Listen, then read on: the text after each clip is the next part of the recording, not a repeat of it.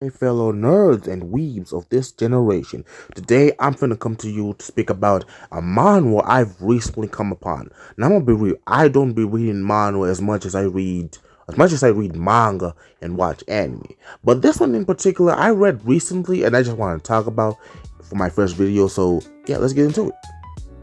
Y'all know the site Webtoon, right? So basically, this is basically just a site where niggas go to read manhwa, web novels, all types of Asian comics for my fellow weebs and nerds.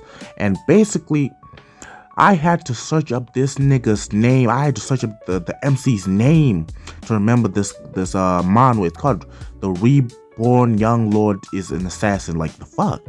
It's so complicated. So the manhwa actually starts up pretty chill. You know, the MC gets killed by his older brother. Nothing to see here. Like, Please disperse. Nothing to see here, please. jokes aside, this thing got murked by his older brother. Damn, it'd be your own day ones. Shit. So y'all see the title. Let's get into it. He's up 30 years in the past and just made, oh la la, she's some fine shit low key. But regardless, he woke up around the same time that he had to like fight his stepbrother in front of his stepmom and his dad. And turns out his dad is like the duke of the Vent family, so he's like major important. But yeah, that's so important. This was his stepbrother that he had to fight on this day, Canes, and this is how he turned up in his old life. He damn, bro had no motion, no holes, no aura.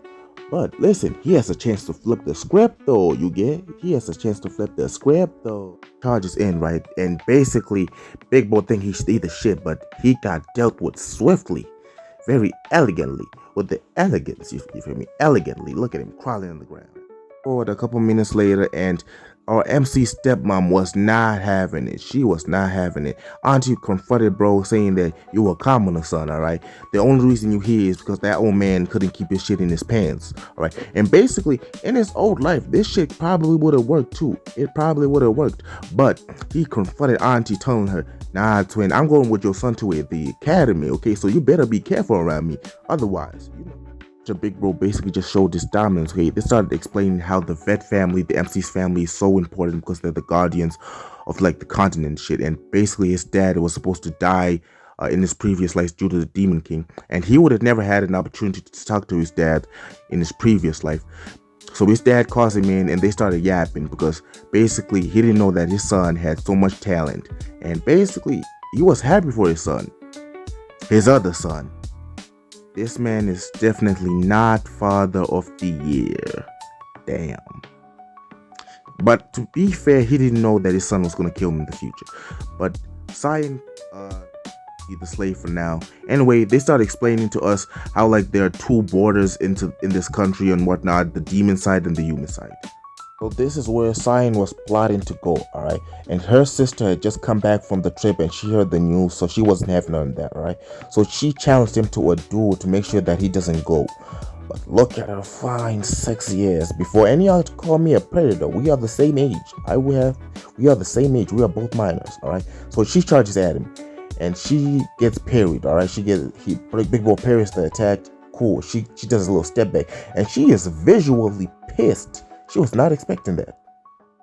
She charges straight in once again, and she's going all in, and she does a little wind up, trying to get all the motion in, and Big Bro parries again. But this is when Bro noticed that he messed up, because she's not into losing. She don't like losing, so she gets mentally pissed, and she's on his ass. She winds up a magical attack, right? And Big Bro notices that he cannot win this fight without killing her, okay? Pretty much just hoping for the best case scenario, which was if this nigga stepped in the way he did. And then she started sobbing, like, bitch, stop acting like you didn't try to kill me 2 minutes ago. Like, fuck.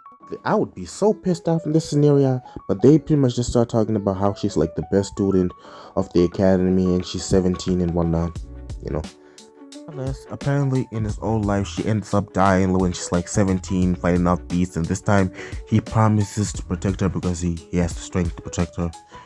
Anime shit. Regardless, we caught up to this nigga trying to do some push-ups, and honestly, this nigga, just like me for real. The only difference is in this previous life, this man used to be jacked, alright? This man used to be that guy. and he can use blood to like low key, gain some gains. Use demon blood to gain some gains. Off to the backyard. Now, mind you, he has knowledge from his previous life, so he knows things most people don't. And he breaks open the ground, which sort of leads into him. It's like tomb, and basically, this tomb used to be the resting place of a god, the god of light, Lundell, and the god of light inserted herself into a sword. Okay. Eventually, they started talking about how humans couldn't fight demons and needed the gods' help, which is why the gods made weapons with their power, which is where this sword comes in line, Lavelle. And basically, Big Bro does not care for that sword. He does not care at all for that sword. He cares for the other stuff, the evil shit. Okay, he starts opening like a chamber to that sword specifically on some voodoo vado type shit, opens the chamber and sees his magic sword. All right, you could already tell from Bro's smile that nothing good is coming from this, nothing good at all, which is what I like to see right there. His magical sword, all right, and basically his magical sword is trying to take over his body because that's what demon swords do. They do the opposite of heavenly swords. All right, simple as that. And he tames her quite easily. He does it quite easily because he has knowledge from his previous life. Peep that, he has knowledge from his previous life. So basically, he's on easy mode right now. Okay, he's smirking and shit. He's letting her know he's in charge. God, why in like manhwas or like isekai, when there's like a sword or a dragon, it always has to be a girl. Like, I get it's for fan service, all right, but like, I've read this manhwa start to finish. There's no fan service whatsoever in this manhwa, but regardless, let's get into it. Proceeds to cut the sword which originally the tomb belonged to, alright? Which does make sense. This is the sword that killed him in his past life. Was definitely not his only intention with the sword, okay? Look at this man's smile. You can tell this is not his only intention. This is the end of the video, and please forgive me for like the shitty editing. But anyway, hopefully y'all subscribe, like the video, and if y'all want to, y'all can read the manhwa for yourself. It's a pretty chill manhwa, and I will make a part 2 really soon. I only like cover like eight episodes. If I do make a part 2, I'll cover like 10 episodes. I didn't want to make the video that long. And peace.